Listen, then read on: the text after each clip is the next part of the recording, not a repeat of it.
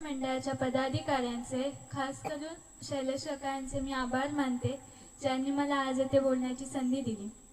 मर्याई सेवा मंडळ तसेच महिला मंडळ आयोजित सत्यनारायणाची महापूजा व हळदी कुंकू समारंभ आज येथे संपन्न होत आहे. त्यानिमित्ताने घेतल्या जाणाऱ्या क्रीडा स्पर्धा, विद्यार्थी गुणगौरव सोहळा, ज्येष्ठ नागरिक सन्मान आज इथे आयोजित केला जात आहे. आम्हा विद्यार्थ्यांचा तुम्ही जो गुणगौरव केलात त्यातून आम्हाला आमच्या पुढच्या वाटचालीसाठी प्रेरणा मिळाली. आम्ही केलेल्या परिश्रमाचे फळ हे आम्हाला एका प्रशस्तीपत्र व सन्मान चिन्हाने जरी झाले असले तरी आपण दिलेली प्रेमाची व आपुलकीची थाप हे आमच्यासाठी खरोखरच अविस्मरणीय असते.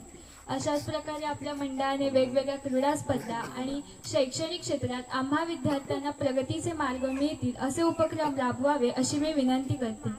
एकच क्षेत्र न धरता प्रत्येक क्षेत्रात प्रगत होण्यासाठी विद्यार्थ्यांनी प्रयत्न करावा आणि त्या पाल्यासही त्या पालकांनी सहकार्य करावे आणि त्याची इच्छाशक्ती वाढवून त्याला त्या क्षेत्रात विजय मिळवून द्यावा. नुसतं मुलाला शाळेत घातलं की जबाबदारी संपली असं न करता आपला पाल्य शाळेत जातो, तो काय करतो, त्याला कोणत्या क्षेत्राची आवड आहे याचा विचार करून आपण मार्गदर्शन करायला पाहिजे. आपल्याच वाडीतील अशी व्यक्ती जिचं नाव आवर्जून घ्यावंसं वाटतं ती व्यक्ती म्हणजे शुभमदादा पवार. खेळण्याच्या वयात मोठं धाडस त्यानं करून दाखवलं. एकट्या आईला गावी ठेवून परदेशी जाऊन कुटुंबाची जबाबदारी स्वीकारत त्याने आपल्या पंखांना उभारी दिली. शुभम दादा, तुला माझ्याकडून आणि माझ्या कुटुंबाकडून पुढील वाटचालीसाठी खूप खूप शुभेच्छा.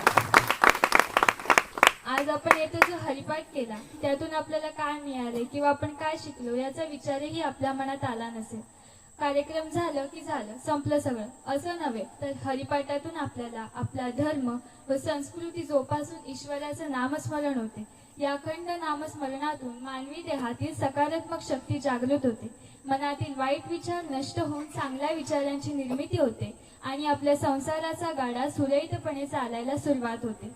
कीर्तनाला जाऊन जर आपले वर्तन बदलणार असले तर त्याचा फायदा आहे, अन्यथा व्यर्थ. देव पंढरपुरात नाही, देव कोल्हापुरात नाही, देव शिर्डीत नाही की देव लालबागेतही नाही. देव